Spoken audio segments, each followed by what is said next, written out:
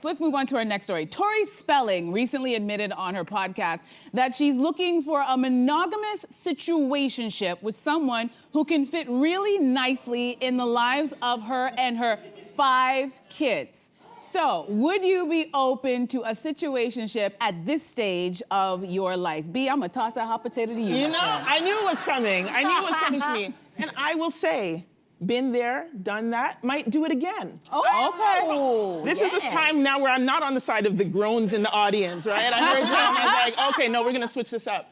I understand what Tori is looking for. We're kind of in a similar stage of life. I'm a bit younger than her, but recently divorced, mother of, I got 2 kids, she's got 5, different story. But rethinking, what does companionship look like at this stage? What are you willing to put up with? What do you want in your life? What do you not want in your life? What I wish I could hold Tori's hand and say to her quite gently is, a situationship is still a relationship. So you have to go into these things being able to communicate, knowing what your boundaries are, knowing kind of what you want from the other person and what you can give the other person. You can't make assumptions. And I think a lot of people get into situationships thinking they're not real relationships and you can just go off the vibe. Then 6 months later, you're crying over a breakup that's not really a breakup because you didn't define the relationship. So, and you're on the phone crying to your girlfriends. And they're like, we didn't even meet this guy.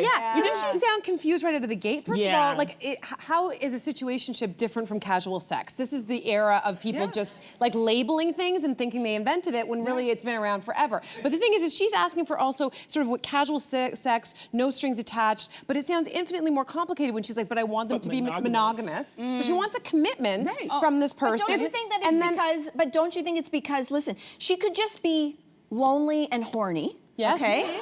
And that's real. Right? It's real. She's a mom of 5. That's a real thing. There are no adults in the house to talk to, right? So she might just be lonely. She might be looking for companionship.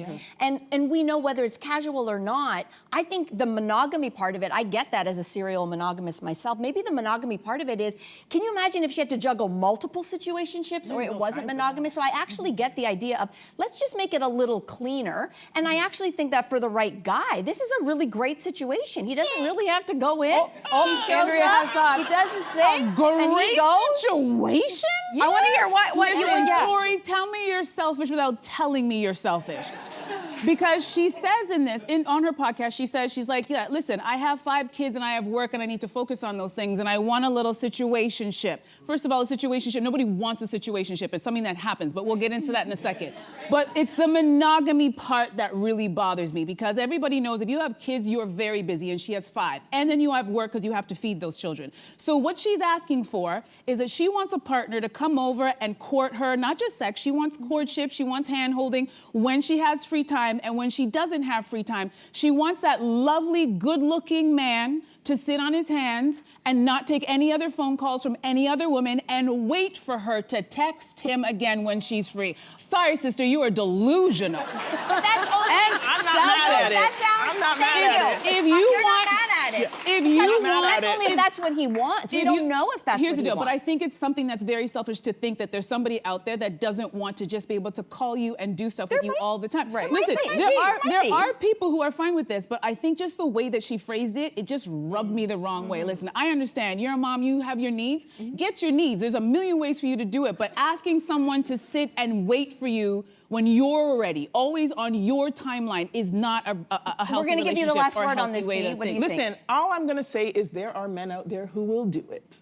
They will. Do you want those? Are these high quality? Listen, there's a man who will thing. fill every single situation. Yes. But are these high quality men? Yes, I will say, because they may have their own things that are within their own lives that keep them busy. So like another divorced father with children? Potentially, or an entrepreneur who's also very busy and travels a lot. That's why you have to have the communication to know this is what I need and when I need it. What do you need and when do you need it? And that's fine, that's a situation. That's a situationship part. But can she expect that man to give her monogamy? So when he's on that business trip, say no to that woman. Say no to all these people. I've done it. Okay. There we go. Are we going to a commercial break now? I don't want to say too much of my business. Okay, so let's ring the bell. We're going to ring the bell. Okay, we're going to cut to break. Hey, you, come a bit closer. We've got so many more must-see interviews, spicy debates, lifestyle tips, and pop culture moments. So subscribe to our channel by tapping the logo below and don't miss out.